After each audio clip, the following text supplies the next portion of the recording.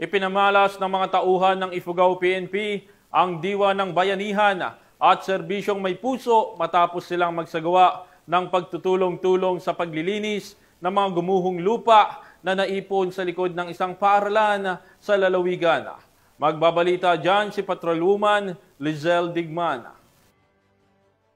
Kita ng diwa ng bayanihan ang revitalized police sa barangay team ng 151st Maneuver Company RMFB 15 at 1st Ifugao PMFC kasama ang mga barangay officials, mga guro at mga magulang sa pamamagitan ng pagtutulungan upang tugunan ng isang kritikal na isyu sa Baang Elementary School, Hungduan, Ifugao noong ika-25 ng Oktubre 2025. Nakatuon ang sama-samang pagsisikap sa paglilinis ng mga gumuhong lupa na naipon sa likod ng paaralan na humahadlang sa natural na daloy ng tubig mula sa sapa at nagiging sanhi ng madalas na pagbaha sa bakuran ng nasabing paaralan. Ang pagpapakitang ito ng bayanihan ay hindi lamang tumugon sa agarang problema ng pagbaha kundi nagpatibay din ng ugnayan sa loob ng komunidad. Sa pagtutulungan tungo sa iisang layunin, ipinakita ng revitalized police sa barangay team, barangay officials, teachers at mga magulang ang kapangyarihan ng pagkakaisa at pagtutulungan sa pagharap sa mga hamon at paglikha ng magandang kinabukasan para sa mga bata ng barangay Baang Hungduan, Ifugao. Ang inisyatiba ni ito ay nagsisilbing isang maliwanag na halimbawa ng pagpapakita ng shared responsibility na maaaring humantong sa positibo at pangmatagalang pagbabago.